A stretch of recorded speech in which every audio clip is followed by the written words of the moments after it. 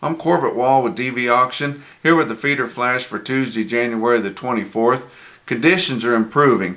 Road conditions are improving after the big ice storms that we saw in the Midwest and the Plains early last week, and guys can get around and the mud's dried up and they can get their cattle moved if they need to. Moisture conditions are improving all over wheat country especially. This wheat is already popping and turning green right before your eyes as we're seeing some sunshine, and it doesn't have to really be that warm of temperatures, just giving some warmth to it with that sunshine, and it doesn't take much for that wheat to pop, and it is really popping, making guys nervous if they don't have cattle out there or they've already pulled them off. They're wanting to get some.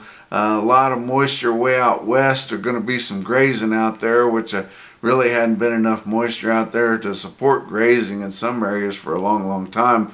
But we're going to see some good grazing early in the spring out in the west, and I mean far west, in California, Utah, Nevada, places like that where we've seen a lot of moisture here in the last several weeks, and they haven't had a lot of moisture in a long time. But you look back at Monday on a day where the board was uneven to slightly lower on the fat board, and the feeder cattle contracts were moderately lower, but nothing too big. On a week following last week with a negotiated fat trade of over 107,000 head, which was a huge trade, with weighted averages on a live basis for steers about 121.89 and on a dress basis 194.80. But you look at some feeder cattle auctions on Monday. Oklahoma National Stockyards had a big run, 12,000 head, recovering from that weather market they had last week with less than 3,000 there. They call their feeders and the calves steady to $4 higher, so good gains there. Joplin had a normal run after their light run, weather run last Monday, 7,250 head in Joplin. And if you look at the breakdown on Beef Market Central market report there, but going to give the trend that the federal state market reporters give.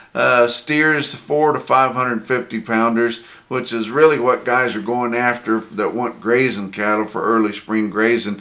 $5 to $10 higher on those. Lighter weight steers and heavier weight steers 2 to 5 higher, so good market for steers there. Heifers under 6 steady to 4 higher, and over 6 steady. But in that part of the country, you're seeing guys already getting their grass cattle bought up, because the cheapest gains you will get and the easiest gains on those good pastures out there, the Flint Hills and places like that, they go into Joplin, places like that to buy cattle, to warm up, to get ready to turn out on an early turnout, and sometime in mid-April they want those cattle really straightened out, and they don't want to have to worry about them. They want to get all the gain they can get out of there, because that gain is so cheap and so easy. They want those cattle to be ready to go by the time that gets here. And if you really look at the calendar, it's not that far away. Now you look at some markets further up in the northern plains and out west some. McCook, Nebraska had a heck of a sale on Monday, big sale. But you look at their bigger cattle, 7 to 900 pound lots, over 50 head. They had 20 of them. And if you look at the breakdown there, they brought between 130 and 144, and that's on some cattle averaging around 800 pounds.